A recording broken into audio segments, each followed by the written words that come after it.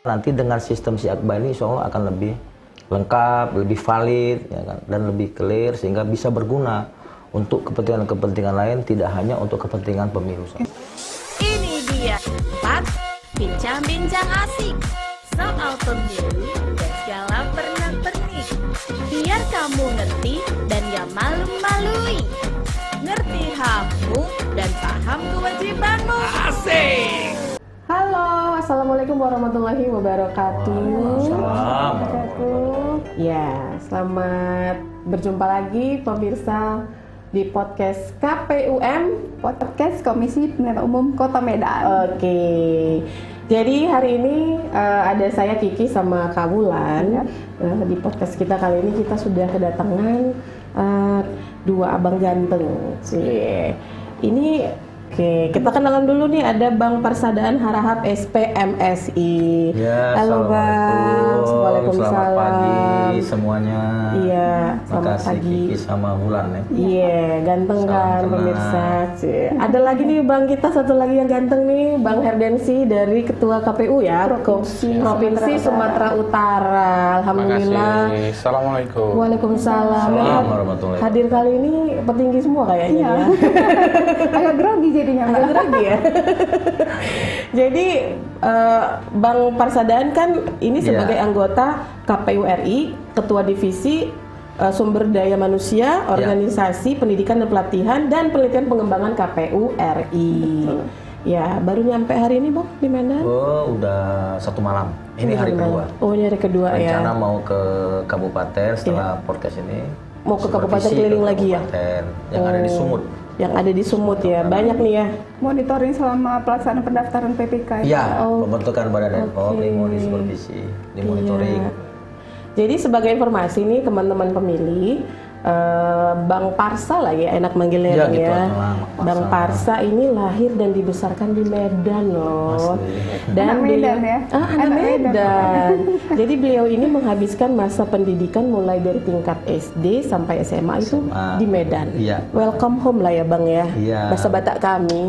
Welcome home. Belum masa Batak ya? Baru tahu. Jadi Abang kedatangan ini dalam rangka tugas sekaligus pulang kampung nih Bang. Ya, sebenarnya tugas ya. Bonusnya pulang kampung. Bonus pulang kampung. Kampung di Bonusnya- Medan? Iya, orang tua di sini di kota. Oh, di kota Medan. Di kota Di Medan. kota Medan. Berarti Bang Parsa ini kita patut bangga ya orang Medan itu bertugas di KPU RI ya kan. Kalau Bang Herdensi sendiri udah di Medan emang dari lahir ya Bang ya? Saya lahirnya di Sumatera Selatan.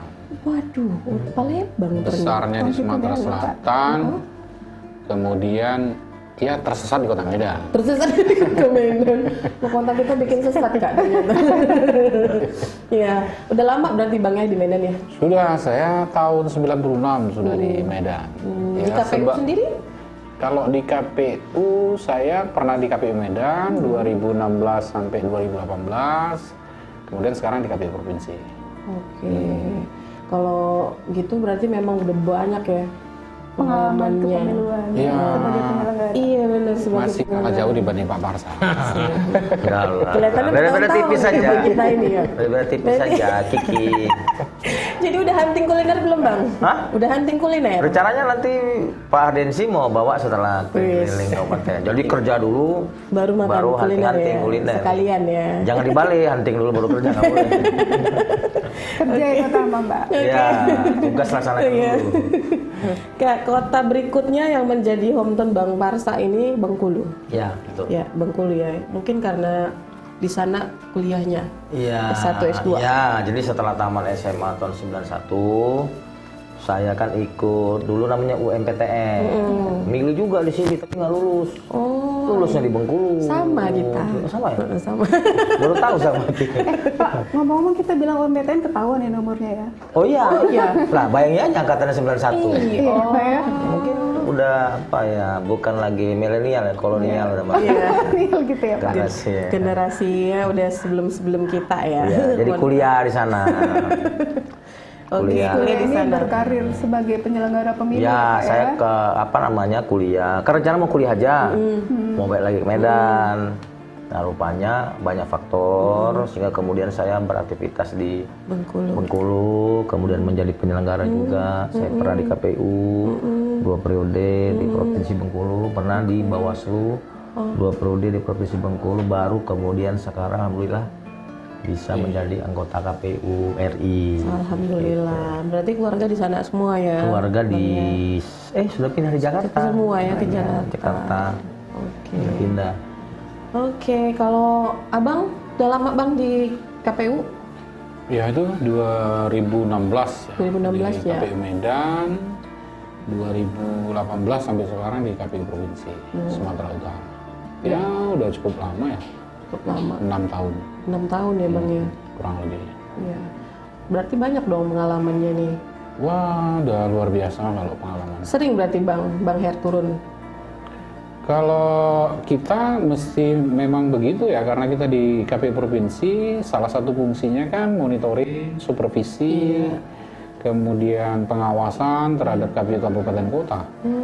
Maka ya memang kita harus sering ke KPU Kabupaten Kota ya, memastikan bahwa seluruh tahapan ini berjalan dengan baik, dilaksanakan oleh teman-teman di KPU Kabupaten Kota. Oke. Wah. Berarti ini Kak Ulan atasannya ya? Ya, kan dan Pak Densi sempat menjadi ketua KPU Kota Medan, lalu pindah ke provinsi dan menjadi ketua di provinsi. Oke, jadi gimana lah Bang pemilu kita ini Bang persiapannya?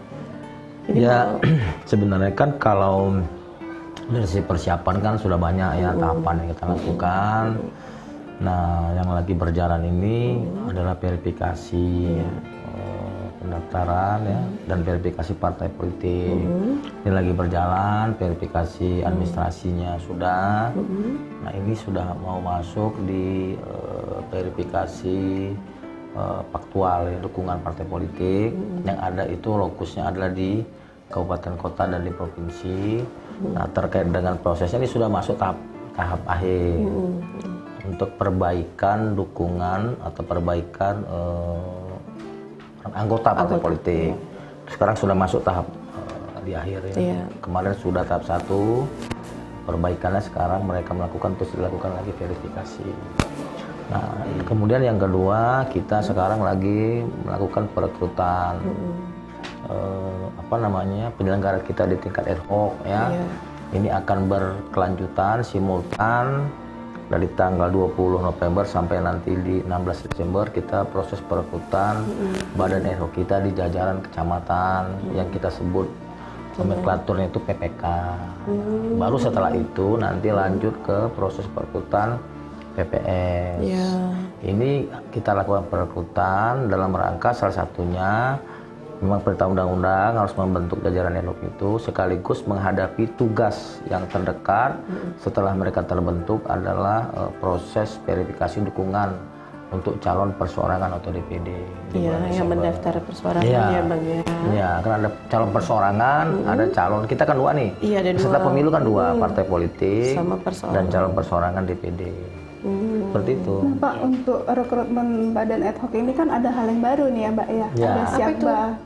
Jadi sistem informasi anggota KPU dan badan ad hoc. Jadi sebenarnya apa sih Pak yang latar belakangi hadirnya Syakba ini? Ya, yang pertama begini. Jadi ketika periode KPU periode 2022-2027 dilantik, kita kan melakukan evaluasi total. Nah, banyak hal-hal yang bagus, sudah baik yang dilakukan oleh KPU periode sebelumnya ini kita lanjutkan program-programnya. Mana yang kurang-kurang kita perbaiki, kita sempurnakan. Nah, mana yang kita anggap strategis harus kita kita perbaiki tadi, itu kita lakukan perencanaan ya, program termasuk dalam konteks perekrutan jajaran kita. Dan ini memang tidak untuk badan ad hoc. Tadi kan istilahnya Syakba itu kan. Ada anggota KPU dan badan ad hoc. Syakba ya. Jadi sistem ini akan kita pakai dalam semua proses perekrutan jajaran kita di tingkat provinsi, kabupaten kota, kemudian ad hoc tadi ya, dari tingkat kecamatan, desa kelurahan sampai ke tingkat TPS, di mana kita punya penyelenggara pemilu yang kita sebut dengan KPPS. termasuk perekrutan nanti untuk pemutahiran data pemilih atau pantarlih, kan ada petugasnya itu. Iya. Nah, hari ini masuk di jajaran ad hoc dulu. Untuk yang jajaran provinsi kabupaten, ini kan lembaga badan penyelenggara kita yang permanen kan.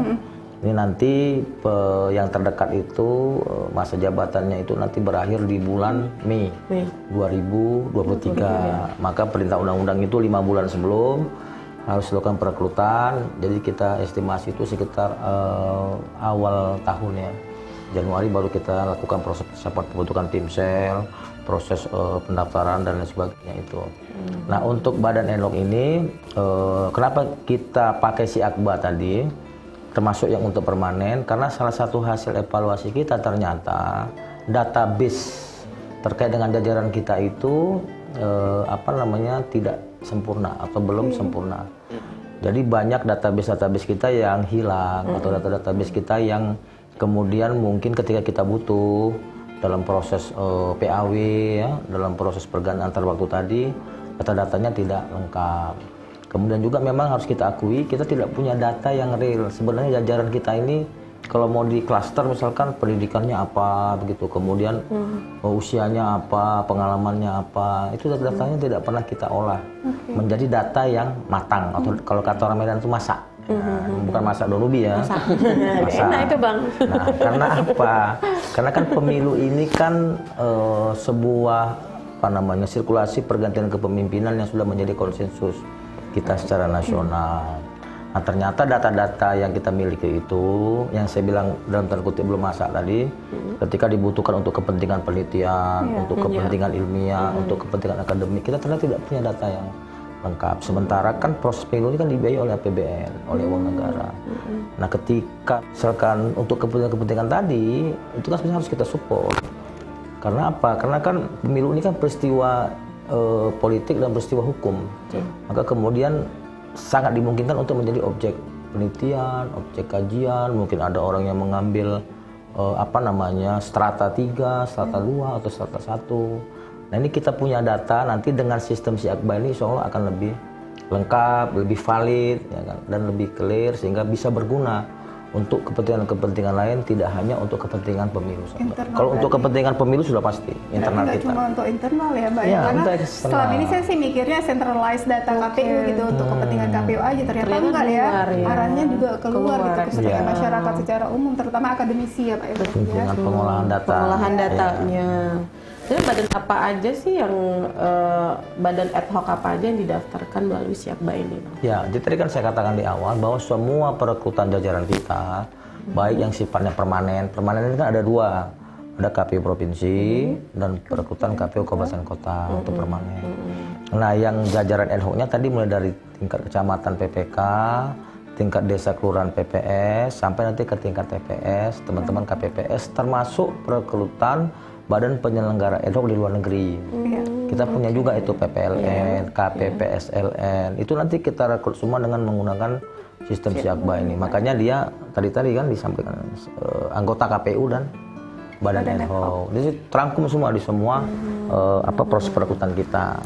Seperti itu. Ini Pak, kalau kemarin-kemarin ini teman-teman yang pengen jadi badan ad hoc itu kan bertanya-tanya gitu ya, periodisasi berlaku nggak gitu kan. Nah, sekarang ini kan ternyata nggak berlaku nih Pak. Kira-kira apa sih pertimbangan KPU RI gitu, kenapa menghilangkan ketentuan persyaratan periodisasi? Jadi kan periodisasi ini sebenarnya yang jadi pertimbangan kita adalah di jajaran ad hoc ini kan sangat terbatas sumber daya manusia kita, harus kita akui itu. Kita jangan melihat perekrutan badan ad hoc ini dari kota-kota besar seperti Kota Medan, Kota Jakarta, misalnya, atau provinsi-provinsi yang sudah mungkin bukan ini sih, lebih maju, penduduknya lebih well educated ya, dan banyak potensi-potensi yang bisa kita rekrut. Tapi kita harus berpikir terkait dengan perekrutan juga badan ad hoc kita yang ada di daerah terpencil, daerah sulit. Kalau orang istilahkan itu 3T tadi, ya terluar, terjauh, terdalam. 3T.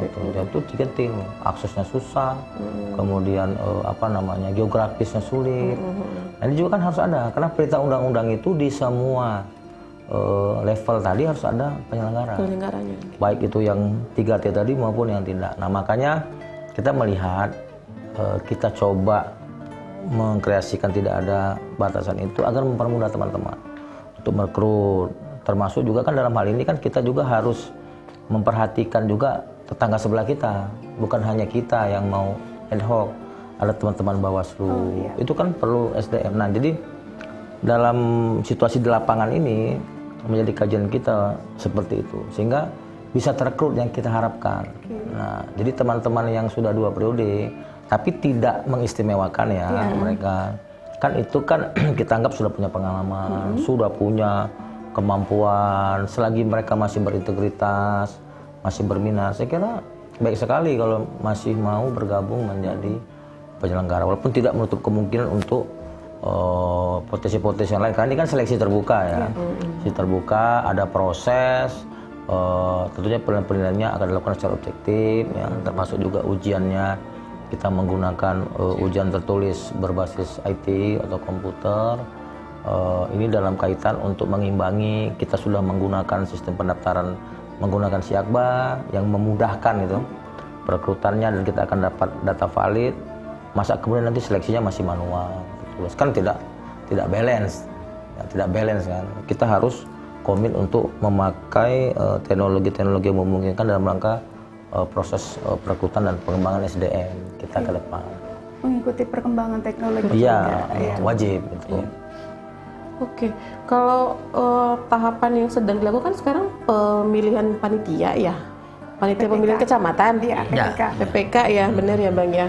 Jadi kalau sekarang ini kita kesiapannya juga seperti itu Bang Her ya? Kalau kesiapannya memang sudah ya, KPU ini berdasarkan peraturan yang sudah dibuat oleh KPU RI, kita udah sosialisasi. Sekarang ini tahapan pendaftaran.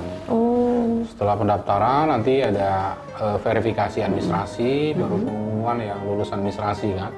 Dilanjutkan nanti dengan tes tertulis sampai ke wawancara dan penetapan yang lolos untuk menjadi badan ad hoc. Jadi kalau persiapannya sudah, dan animo sekarang untuk PPK juga cukup luar biasa. Antusiasnya Jadi tinggi. kita didiskusi dengan teman-teman KPU Medan. Untuk KPU Medan aja sekarang sudah ada 890 orang yang mendaftar untuk menjadi PPK kan? Dengan rentang waktu yang masih cukup panjang. Sampai tanggal 29. Desember nanti ya Bang terakhir? 29 November. Oh November. Nah, kami yakin mungkin untuk Medan nanti ada ribuan orang barangkali. Dan saya kira semakin banyak yang mendaftar, ya proses penjaringannya, proses seleksinya kan akan lebih baik. Kompetensinya, kompetisinya juga akan semakin baik. Apalagi tadi dibilang Pak Parsa, memang modelnya sekarang kan dibuat terbuka. Sistem informasi pendaftarannya terbuka, kemudian nanti tesnya juga terbuka. Kan? Karena menggunakan computer assessment test. Ya mudah-mudahan nanti yang terjaring, terekrut oleh teman-teman KPU Kabupaten Kota yang memang kualifikasinya baik. Apalagi kita ini kan penyelenggaraan pemilu ini kan sudah berulang ya kan, dan mudah-mudahan ya prosesnya kan semakin baik kalau kemudian badan ad hoc kita juga punya kualifikasi yang baik. Jadi menurut Pak Dens ini udah berhasil belum ya sosialisasi Siakba KPU Kota Medan ini? Kalau indikator pertama sudah. Tanya sama pimpinan langsung Pak. Indikator pertama sudah ya. Iya. Itu kan bisa kita lihat dari animo masyarakat untuk mendaftar. Berarti mereka sudah tahu, sudah paham bahwa kalau sebelumnya ya berbondong-bondong datang ke kantor KPU mendaftar kan. Sekarang sudah bisa menggunakan aplikasi. Paling ada beberapa masyarakat yang kurang paham gitu kan, datang ke kantor, ketemu dengan tim helpdesk kita, tim helpdesk bersedia membantu gitu. Betul. Oke, kalau kemampuan dari server KPU sendiri gimana? Kalau server KPU ini saya kira sangat baik sudah ya, apalagi tadi Pak Parsa sampaikan ada banyak aplikasi yang itu sudah coba diintegrasikan oleh KPU. Sampai sejauh ini kita belum mengalami soal ya terkait dengan penggunaan aplikasi Siakba. Belum ada soal, misalnya server error, kemudian server takedown gitu belum ada. Jadi masih berjalan dengan baik lah. Jadi sebenarnya ini ya Bang yang melatar belakangi Siakba itu hadir ya. Kayak seperti ini ya, pendaftaran seperti ini ya. Nah, kalau kondisi yang ada sekarang nih, apakah sosialisasi yang dilakukan KPU itu untuk penggunaan Siakba dalam proses pembentukan badan ad hoc itu udah mencapai maksimal? Ya, tadi saya katakan ya, kalau indikator awal ini sudah cukup baik ya. Karena animo itu ditandai dengan animo masyarakat. Tadi kita bisa prediksi kalau sekarang udah 890, barangkali lebih dari 1000 ini sampai tanggal 29. Oke. Jadi gini, tadi begini pemahamannya juga biar masyarakat tahu ya. Kan Siakba ini kan kita bangun kan untuk memudahkan semua, memudahkan pendaftar, memudahkan juga KPU. Tapi harus dipahami bahwa Siakba ini tetap menjadi alat bantu. Karena kan di beberapa daerah mungkin ada masalah sinyal. Betul. Mungkin ya mohon maaf ada yang internetnya mungkin, belum merata lah gitu ya, atau Bang. kurang begitu familiar dengan teknologi, itu bisa tetap mendaftar. Datang ke kantor KPU untuk kemudian mendaftar secara manual. Masih ya. Nanti dibantulah oleh, karena kan KPU ini melayani, melayani kan harus kita layani. Nanti dibantu upload misalkan syarat ijazah, mungkin sertifikat atau hal-hal lain yang mendukung KTP segala macam, itu bisa dilakukan kalau memang misalkan ada masalah di penggunaan teknologinya atau jaringannya kurang bagus, atau ada masalah-masalah lain. Jangan sampai gara-gara itu tidak bisa mendaftar ya Pak ya. bisa, nanti dibantu akan dilayani. Itu sudah kita rapatkan ya, sudah kita koordinasikan dengan jajaran kita di seluruh Indonesia bahwa tidak boleh gara-gara kemudian sistemnya mungkin bukan di sistemnya nggak maksimal, tapi mungkin di pendaftarnya ada hal-hal teknis yang kurang bisa infrastruktur dipahami. mungkin Pak ya, secara nasional. Ya, mereka bisa datang ke kantor. Ya, untuk dibantu Nanti akan upload dilayani. data di Siakba. Iya. Boleh ya berarti ya. Boleh. Karena ini kan tetap alat bantu untuk memudahkan semua peserta muda, Kan kita muda. Sekarang masih dibuka kan pendaftarannya Kak Wulan ya? Sampai tanggal 29 November. Jadi teman-teman yang mau daftar silakan. Silakan, kalau nggak bisa langsung datang ke kantornya dibantu Dibantu dengan tim uploadnya. helpdesk. Yang penting tetap melalui itu tadi ya Siakba. Siakba. Oke. Dan siapkan persyaratan-persyaratannya di scan. Kalau sekarang kan sebenarnya gampang gitu kan, ada scan bisa lewat HP Ya, gitu tinggal kan, kita upload scan aja scanner ya. ya Pak. Iya, benar. Iya. Ini agak ada yang menarik sebenarnya. Jadi Pak Parsa ini kan divisi SDM ya, agak kita kulik secara pribadi aja sih. Boleh, asal soalnya- jangan nanya pacar ya. Saya udah ada, nggak, Pak. saya mantan pacar ya. Oh, mantan pacar yang ada kan Pak. Jadi kan Pak Parsa ini bersama anggota KPU yang lain itu dilantik oleh Presiden Joko Widodo itu tanggal 12 April 2022 ya Pak ya. Oke. Nah, bulan 6, tanggal 14 tahun 2022 itu udah langsung masuk tahapan pemilu serentak tahun 2024. Iya. Gimana sih cara Bapak ini secara personal gitu dan mempersiapkan. profesional tentunya untuk membangun chemistry dan bonding nih Sesama dengan anggota. sesama Iya. anggota komisioner Iya. sama juga dengan teman-teman KPU secara kelembagaan gitu Pak. Iya. Apakah sering Ini yang menarik ya atau pertanyaannya. gimana? Menarik karena begini, saya tadi juga diskusi dengan teman-teman sebelum podcast ini kan mengatakan bahwa modal dasar kita itu sebagai penyelenggara sebenarnya di samping ada profesionalitas, integritas, itu soliditas. Oke. Soliditas ini kan dipahami dalam konteks implementasinya adalah bagaimana di level pimpinan. Pimpinan ini kan ada ketua, ada anggota, dengan pimpinan tadi dengan jajaran sekretaris dan jajaran itu bisa Sejalan chemistry, gitu ya, Pak ya? ya chemistry terbangun. Nah, human relation-nya sehat gitu ya. Nah, kita misalkan kalau tadi kasusnya adalah kita, alhamdulillah memang yang terpilih 7 orang ini memang semuanya tidak berlatar belakang yang jauh-jauh dari kepemiluan. Kami bertujuh itu 6 itu adalah penyelenggara ya. Yang satu ini adalah penggiat pemilu yang juga concernnya terhadap penyelenggara. Jadi begitu ketemu, dia udah langsung bisa connect ya, bisa nyambung, nggak perlu lagi banyak diskusi karena begitu dilantik kita kan tidak lagi membawa identitas pribadi, tapi sekarang menjadi anggota KPU dan agendanya jelas. KPU RI ini kan regulator. Nah, kalau Pak Hardens ini Sumut ini mengkoordinasi kabupaten. Nah, kabupaten ini ujung tombak kita yang melaksanakan secara teknis. Nah, regulasi-regulasi segala macam yang terkait dengan SOP, kemudian turunan dari undang-undang membuat PKPU itu ada di wilayah KPU RI. Itu yang kita siapkan ketika dilantik sampai kemudian tahapan berjalan.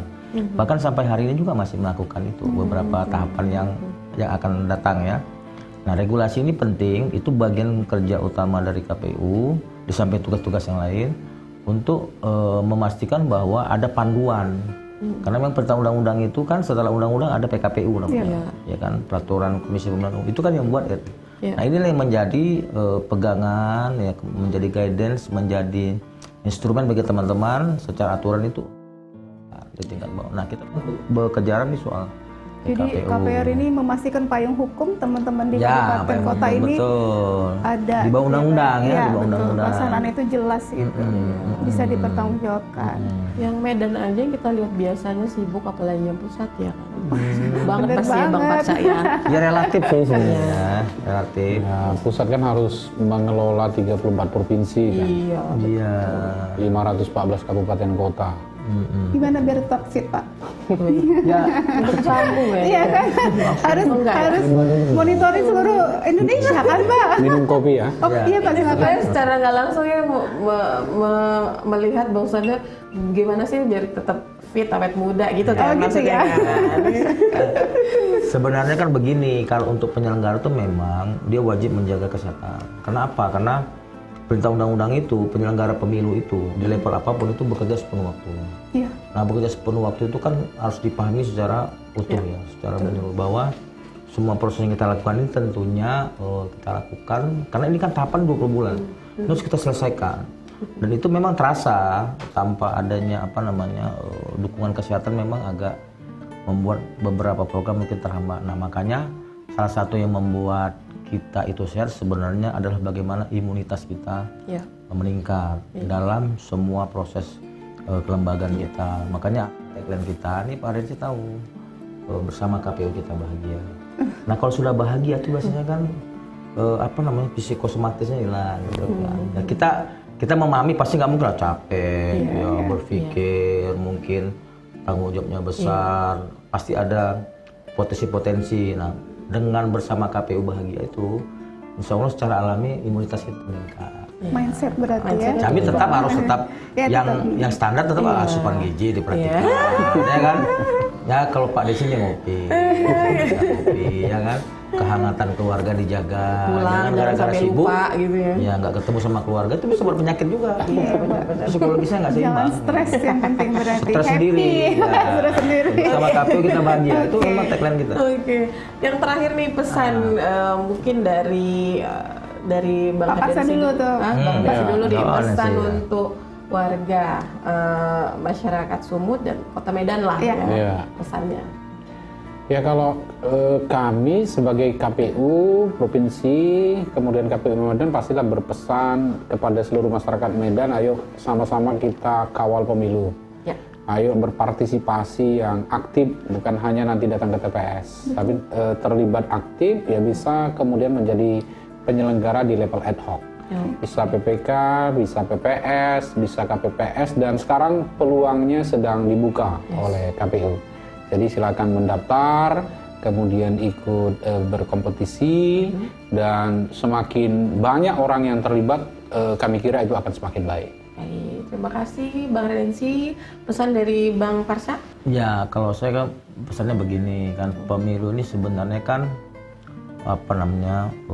pesta demokrasi ya.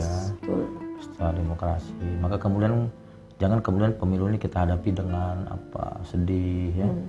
Kita hadapi dengan apatis. Jadi mari kita riang gembira, kita nikmati semua prosesnya. Karena pemilu ini tanpa partisipasi masyarakat, saya kira juga tidak maksimal. Tadi disampaikan Pak Ketua KPU Sumut kan, tadi bagaimana hak pilih digunakan. Nah, sebelum hak pilih digunakan, ikut dulu proses pemutahiran data pemilih. Kita mendaftar, jangan apatis. Karena kadang-kadang masyarakat juga nanti setelah pemilu baru ternyata nggak terdaftar. Padahal ada idealisme dia untuk menyampaikan suaranya, untuk memilih ya dari sekian banyak calon itu, tapi tidak terdaftar. Nah, nanti akan ada dalam waktu dekat ini proses pemutahiran data pemilih. Maka mari kita membuka diri kita, termasuk membuka pintu rumah. Kalau petugas Datang ya, Pak, ya, diterima dengan pintu baik, rumahnya diharapkan. jangan ditutup gitu kan ya, sehingga kemudian proses pendaftarannya bisa maksimal. Jadi itu tadi kita ada yang gembira. Kemudian yang kedua, pemilu ini kan sarana integrasi bangsa. Ya. Jadi jangan melalui pemilu ini kemudian kita terpecah belah. Iya, benar. Terus jangan gara-gara beda pilihan kita kemudian tidak lagi kompak. Iya, betul. Keluarga tidak lagi apa namanya. Nggak harmonis lagi kan, Pak. Ya, pokoknya ini sarana integrasi bangsa. Iya. Sarana integrasi bangsa. Maka kita harus semakin kuat, semakin terintegrasi dengan pelaksanaan pemilu. Jangan terulang lagi yang peristiwa 2019 itu ya Pak ya. Itu salah satu yang harus kita antisipasi bersama kan. Hal seperti itu Ya peristiwa. intinya bersama KPU kita bahagia ya. Mari Bersama kita ketua KPU Sumut lebih bahagia lagi. selenggarakan pemilu dengan riang gembira. Sambut pesta demokrasi dengan riang gembira, pesan Bang Hardensi. Oke, terima kasih Bang Oke, Kiki. Parsya, Bang Hardensi sudah Sama-sama. hadir di rumah kami Bulan. yang selama ini kami tunggu-tunggu ternyata datang juga gitu Alhamdulillah. ya. Alhamdulillah nih kita ketemu lagi di episode selanjutnya bersama narasumber lagi yang lebih banyak ilmunya kita bongkar lagi ya pemirsa. Jangan lupa ikuti terus episode podcast KPUM di channel YouTube Humas KPU Kota Medan. Jangan lupa untuk di like, subscribe, comment, and share supaya teman-teman bisa dapat informasi terbaru seputar kepemiluan terutama di Kota Medan. Oke, saya Kiki pamit. Terima kasih. Assalamualaikum warahmatullahi wabarakatuh. Salam. Ini podcast KPU bukan kaleng-kaleng.